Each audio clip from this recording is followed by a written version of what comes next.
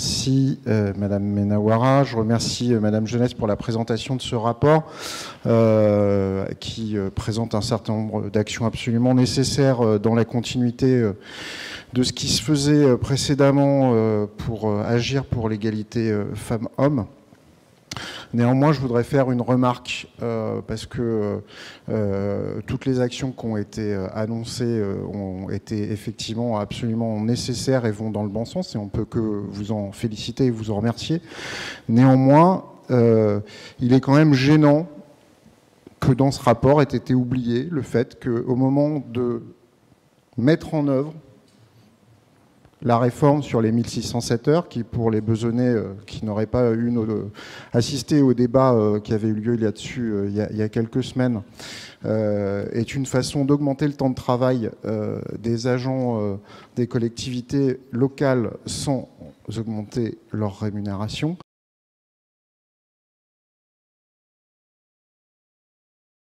À l'occasion de cette mise en place de la réforme des 1607 heures, on a supprimé 11,5 jours de congé pour les femmes agents municipales, quand on a supprimé 10 jours de congé pour les hommes agents municipaux. Donc, en l'occurrence, le choix de mise en œuvre de la réforme des 1607 heures, ça a été de supprimer 1 jour et demi de congé de plus aux femmes qu'aux hommes.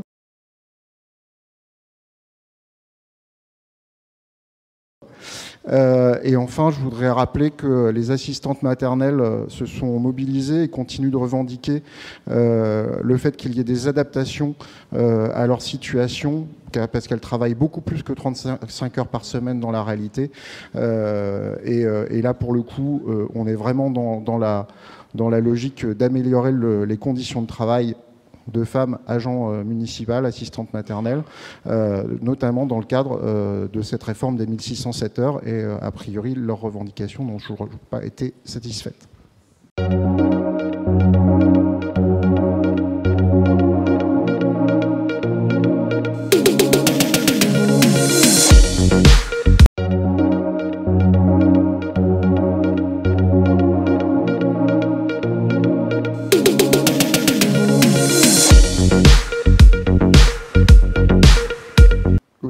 Alors, merci Madame Menawara.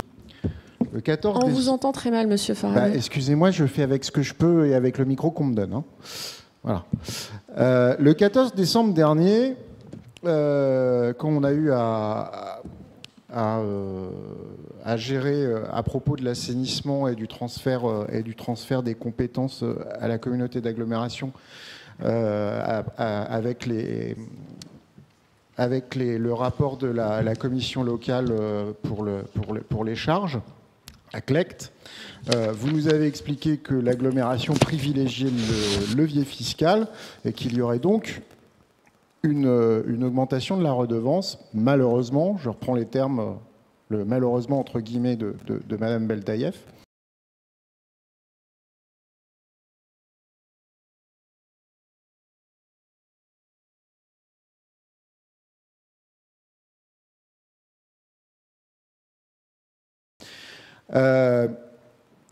Donc, bon, on avait effectivement réagi assez négativement dans l'opposition à ce sujet-là.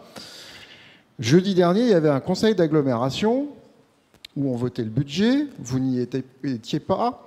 Pour la majorité était représentée, hein, je vous rassure. Il y avait Madame Mazik et Madame Beltaïef.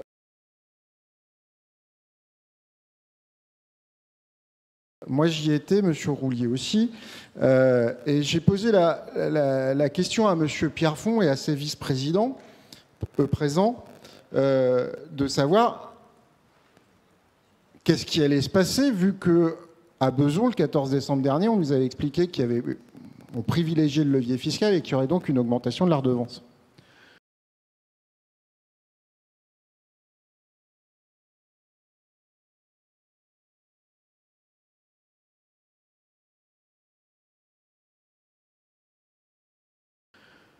Monsieur Pierrefonds m'a regardé avec et puis CVP aussi, avec des grands yeux ronds, en me disant « Mais de quoi vous parlez ?»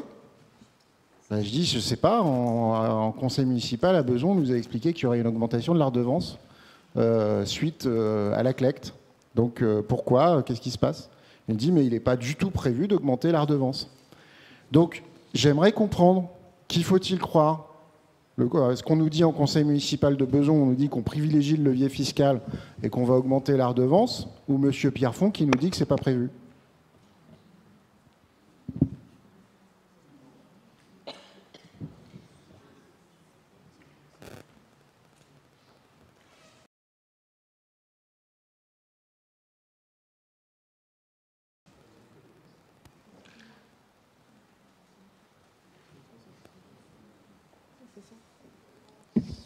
D'autres questions?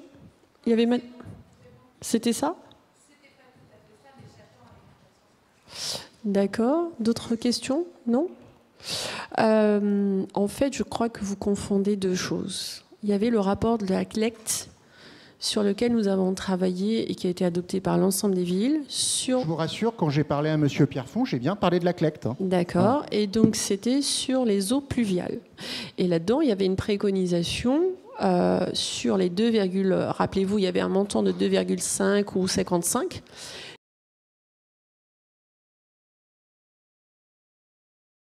Qui ne concernait pas l'assainissement.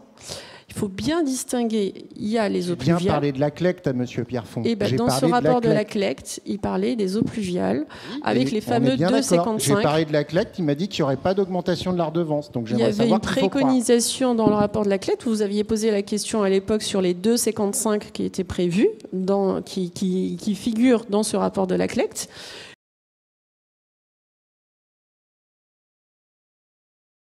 Qui n'ont pas été retenus aujourd'hui, mais ça représente, c'était bien un coût du calcul de la gestion des eaux fluviales, qui représente 2,55 par an par habitant. Ça ne concerne pas l'assainissement aujourd'hui. Il était dit dans ce rapport de la CLECT qu'on n'allait pas chercher cet argent-là sur la partie attributions de compensation qui sont reversées aux villes, c'est-à-dire qu'on ne diminuait pas les attributions de compensation des villes. Donc, l'agglomération le récupérait. Comme nous avons un budget excédentaire, aujourd'hui, l'agglomération n'a pas été faire une augmentation de la fiscalité de 2,55. Vous avez voulu communiquer 2,55 € par an par habitant.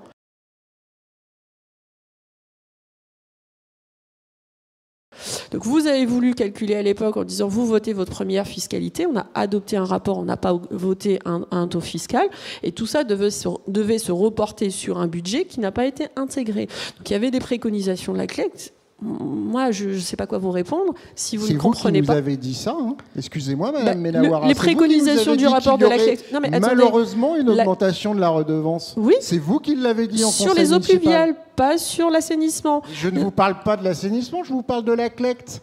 Dans le rapport de la CLECT, les fameux 2,55 concernaient les eaux pluviales qui étaient dans le rapport de la CLECT. J'ai bien compris, c'est pas la peine de le répéter à plusieurs reprises. Je vous parle de l'augmentation de la redevance que vous nous avez annoncé le 14 décembre. C'est vous qui l'avez annoncé. Vous avez posé la question sur les 2,55 des eaux pluviales qui étaient dans le rapport de la CLECT préconisé. Donc il n'y a pas d'augmentation de la redevance sur l'assainissement parce qu'elle reste la même, 2021.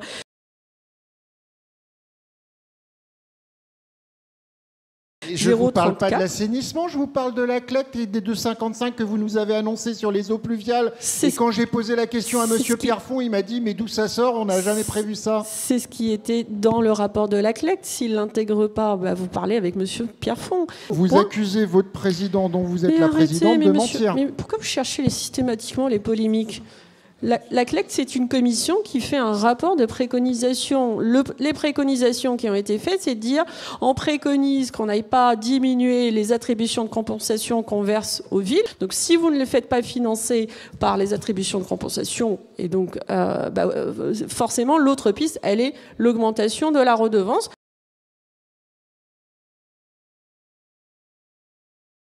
Sauf qu'on a un budget agglomération qui est en excédent. Bon, point. Donc, il a été récupéré sur le budget de l'agglomération. Point. Ce n'est pas ce qui nous a été expliqué, jeudi dernier. Pardon ? Ce n'est pas ce qui nous a été expliqué jeudi Écoutez, il vous a répondu, tant mieux pour vous. Qu'est-ce que vous voulez que je vous dise? Ok.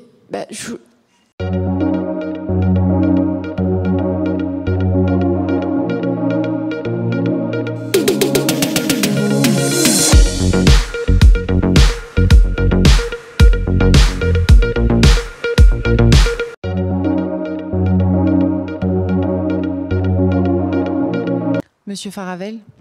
Ce n'est pas une question, c'est une explication de vote. Nous voterons la garantie d'emprunt pour ces logements, comme on l'a fait à chaque fois. D'abord parce que, contrairement à ce qui a pu être expliqué dans des conseils précédents, il n'y a pas de risque, jamais ou quasiment jamais, pour les collectivités qui apportent leur garantie d'emprunt.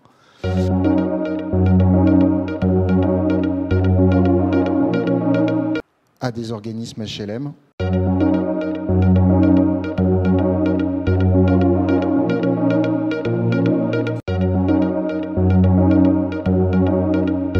Et nous le faisons parce que nous ne faisons pas dépendre notre soutien au logement social de qui est titulaire ou pas du poste de président du conseil d'administration d'AB Habitat.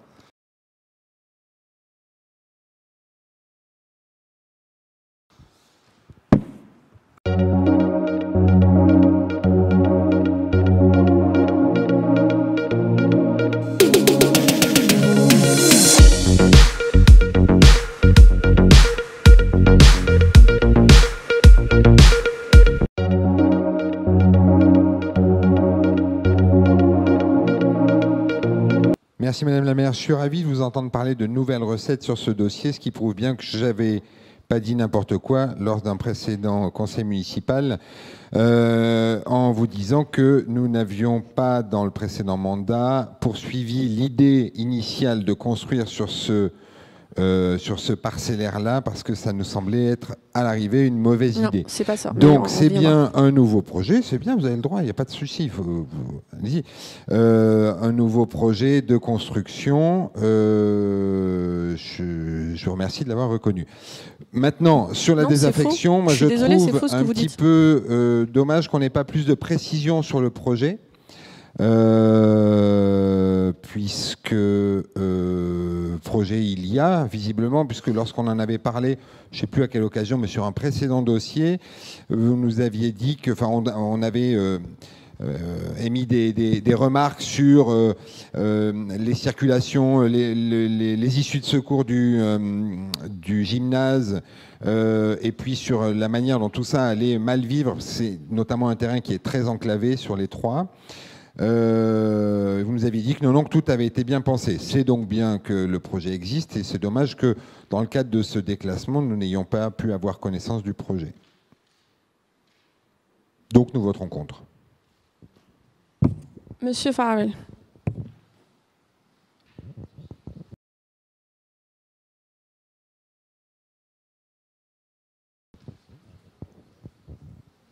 Merci beaucoup. Oui, j'enchaîne sur Monsieur Gibert. On s'était déjà exprimé sur le sujet. La configuration du terrain, la configuration de la parcelle, le projet qui nous a été présenté la dernière fois ne nous paraît pas, au-delà du fait que la densité pour une si petite parcelle nous paraît trop importante.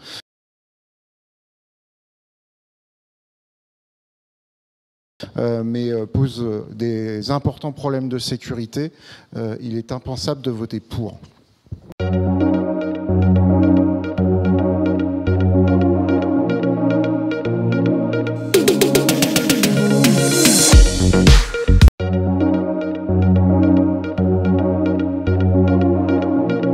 Si vous m'autorisez, Madame la maire, j'aurais aimé faire une déclaration avant la question orale, mais voilà, je vous demande si c'est possible. Non, parce que la question orale doit correspondre au règlement intérieur. Donc, non, mais pas une question orale, je voulais faire une remarque.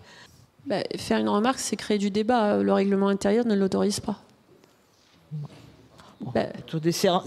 C'est en lien avec le déroulement de ce conseil. Oui, mais c'est pas une question. Oui, mais c'est une remarque. Oui, bien sûr. Mais c'est une remarque qui va créer le débat. Donc moi, le règlement intérieur... Je voulais juste faire part de mon sentiment.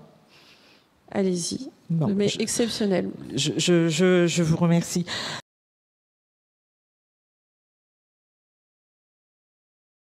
Maintenant, Monsieur Lespard, vraiment continuez à vous absenter du conseil municipal et des CA d'AB Habitat parce que très honnêtement, à chaque fois que vous parlez, vous oubliez juste que vous avez planté ces deux structures. J'ai été très sympathique parce que nous avons été dans votre majorité sur la gestion de la ville de Besançon.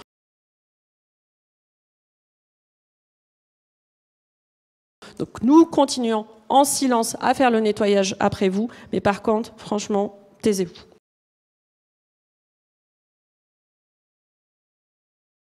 On a beaucoup parlé de respect lors de ce conseil à plusieurs reprises, autant du côté de la majorité que du côté de l'opposition. Je pense que je suis quelqu'un de poli qui respecte les hiérarchies, les fonctions des personnes à qui je m'adresse. Je vous appelle toujours Madame la maire et les autres personnes par leur titre s'il y a lieu. Ça ne me pose aucun problème. Mais j'ai été choquée, je dois dire, ce soir, par la violence des propos dans le ton et le contenu que vous avez adressé à Monsieur Lespard. C'est pas le propos, Madame. Oui, mais bon, je tenais à le dire. Monsieur Lespard a été maire de cette ville pendant 3 mandats, conseiller municipal avant, maire adjoint avant. On arrête là. Je trouve qu'il y a des propos à éviter. On peut arrêter, merci. Donc, très bien.